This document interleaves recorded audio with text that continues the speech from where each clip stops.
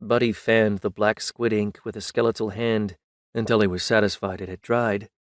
He had the urge to softly blow on it, but then chuckled to himself, imagining what a skeleton with neither lips nor lungs would look like, trying to create a substantial current of air. He still had the impulses of a human body, but he didn't know if those were the whims of his anatomy or just old habits. The urges comforted him in knowing that he had been a human at one point, not an undead monster conjured from a place of evil. That satisfaction was slightly inhibited by a nagging desire for a strong cup of Kuwabi tea that his fleshless body couldn't enjoy. The Blue Mage closed the cover of the tome in his lap. It was a heavy book, and his companions had often asked him why he insisted on lugging it around the caverns of the dwarven Underdeep.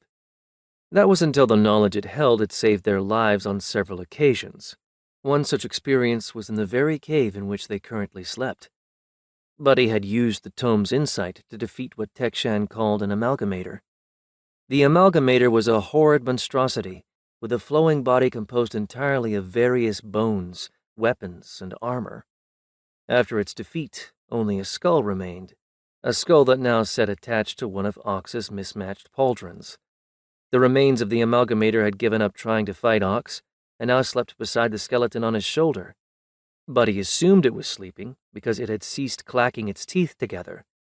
As Ox dozed, he snored loudly with a rising and falling ribcage, even though he lacked the same lungs that prevented Buddy from blowing on the wet ink. He wasn't sure of Ox's race, but the hulking brute claimed to be a descendant of cloud giants. Buddy discounted that claim because true giants were allegedly several stories tall, but that didn't take away from the brute's impressive size.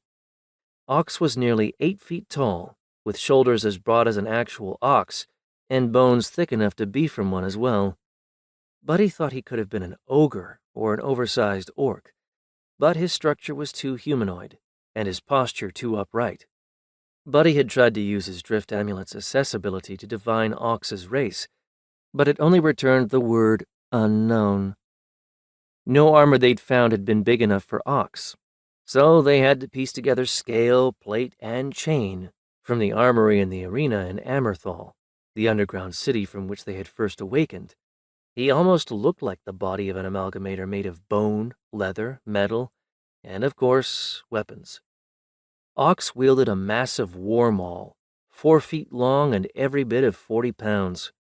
Initially enchanted with lightning, Buddy and Muji had since charged it with the mage's force spells, multiplying the weapon's deadly bludgeoning properties.